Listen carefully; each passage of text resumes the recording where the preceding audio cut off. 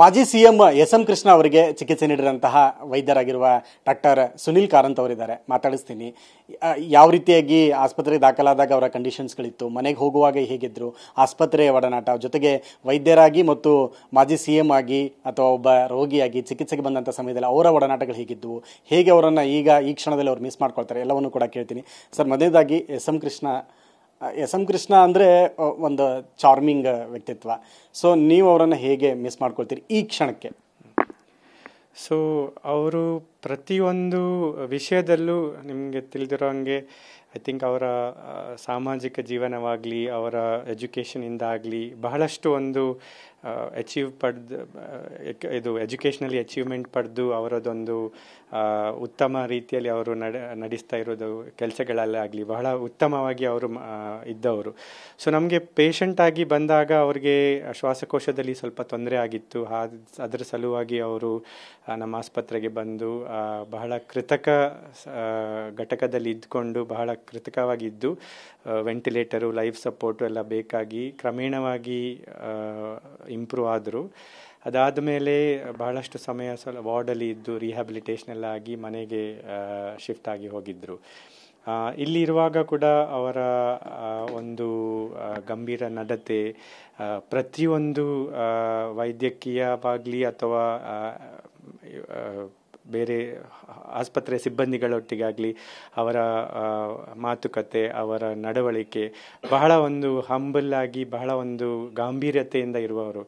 So ನಿಜವಾಗ್ಲೂ ಒಂದು ಅಂತಹ ಒಂದು ಮಹಾ ವ್ಯಕ್ತಿ ಆಗಿರುವಂಥವರು ನಮ್ಮೊಟ್ಟಿಗೆ ಇಷ್ಟು ದಿನಚರ್ಯದ ಮಾತುಕತೆಗಳಲ್ಲಿ ನಮ್ಮೊಟ್ಟಿಗೆ ಇರೋದು, ಮಾತಾಡುವಾಗ ನಮಗೆ ನಿಜವಾಗ್ಲೂ ಬಹಳ ಒಂದು ಸಂತೋಷ ಅನಿಸ್ತಿತ್ತು. ಅಂದರೆ ಇಂಥವರಿಗೆ ನಾವು ಟ್ರೀಟ್ ಮಾಡುವಂಥ ಭಾಗ್ಯ ನಮಗೆ ಸಿಕ್ಕಿದ್ದು ನಿಜ ನಮ್ಮ ಒಂದು ಪುಣ್ಯ ಅಂತಲೇ ಹೇಳಬೇಕು.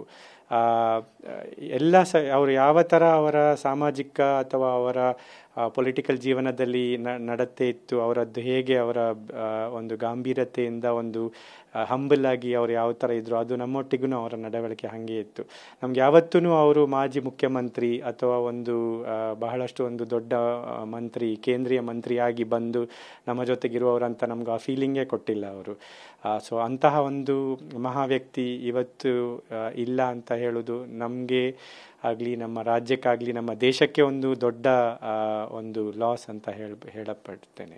ಸರ್, ಈಗ ಸತ್ಯನಾರಾಯಣ ಅವರು ಹೇಳ್ತಾ ಇದ್ರು, ವಾರ್ಡಲ್ಲಿ ಇರಬೇಕಾದಾಗಲಿ ಎಲ್ಲರ ಜೊತೆ ಸಹಜವಾಗಿರ್ತಿದ್ರು, ಜೊತೆಗೆ ಏನೇನಾದರೂ ಕೂಡ ಇಷ್ಟಪಟ್ಟರೆ ಕೊಡುವಂಥ ವ್ಯಕ್ತಿತ್ವ ಅವ್ರದ್ದು ಅಂತ. ಸೊ ಆ ಥರದ ಒಂದು ಪರ್ಸ್ನಲ್ ಬಾಂಡೇಜ್ ಆಗಿರ್ಬೋದು, ಜೊತೆಗೆ ಚಿಕಿತ್ಸೆಗೆ ಸ್ಪಂದಿಸುವಂಥ ವಿಚಾರದಲ್ಲಿ ಆಗಿರ್ಬೋದು, ಹೇಗಿರ್ತಿತ್ತು?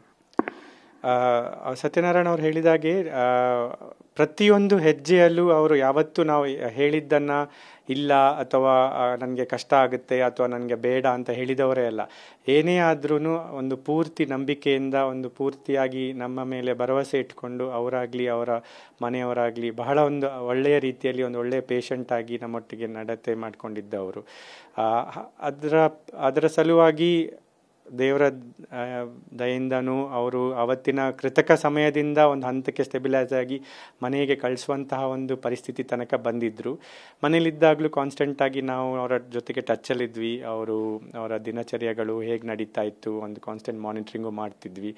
ಆ್ಯಂಡ್ ಪ್ರತಿ ಸಲ ಅವರು ಫಾಲೋ ಅಪಿಗೆ ಬಂದಾಗ್ಲೂ ಒಂದು ನಾವು ಅವರಿಗೆ ಟ್ರೀಟ್ಮೆಂಟ್ ಕೊಟ್ಟಿದ್ದಕ್ಕಾಗಲಿ ಇದಕ್ಕಾಗಲಿ ಒಂದು ಬಹಳ ಒಂದು ಗ್ರ್ಯಾಟಿಟ್ಯೂಡಿಂದ ಇರುವಂಥ ಒಂದು ಮಹಾನ್ ಮನುಷ್ಯ ಅಂತ ಹೇಳಬೇಕು.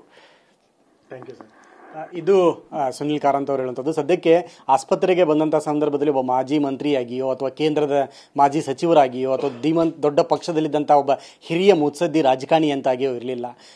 ವೈದ್ಯರು ಹೇಳುವುದನ್ನು ಕಂಪ್ಲೀಟಾಗಿ ನಂಬಿ ಕೊಡುವ ಚಿಕಿತ್ಸೆಯನ್ನು ಭರವಸೆಯಿಂದ ತೆಗೆದುಕೊಳ್ಳುವಂತಹ ಒಬ್ಬ ಸಾಧಾರಣ ವ್ಯಕ್ತಿತ್ವ ಮತ್ತು ತುಂಬ ಸುಲಭವಾಗಿ ಎಲ್ಲ ಮಾತುಗಳನ್ನು ನಂಬಿ ರೆಸ್ಪಾನ್ಸ್ ಮಾಡುವಂತಹ ವ್ಯಕ್ತಿತ್ವ ಆಗಿತ್ತು ಅವ್ರದ್ದು ಅನ್ನೋಂಥದ್ದು ಅಭಿಪ್ರಾಯವನ್ನು ಹೇಳ್ತಾರೆ. ತುಂಬ ಮಿಸ್ ಮಾಡ್ಕೊಳ್ತೀವಿ ಅಂಥ ವ್ಯಕ್ತಿತ್ವವನ್ನು ನಾವು ಕಳೆದುಕೊಂಡಿರೋದಕ್ಕೆ, ಜೊತೆಗೆ ಅವ್ರ ಜೊತೆಗೆ ಇದ್ದಂಥ ಸಮಯವನ್ನು ಕೂಡ ಆನಂದವಾಗಿದ್ವಿ ಅನ್ನುವಂಥ ಅಭಿಪ್ರಾಯನೂ ಕೂಡ ಡಾಕ್ಟರ್ ಹೇಳುವಂಥದ್ದು. ಕ್ಯಾಮರಾಮನ್ ಜಗನ್ ಜೊತೆ ವಿನಯ್ ಕುಮಾರ್ ಕಾಶ್ಮೀರ, TV9 ಬೆಂಗಳೂರು.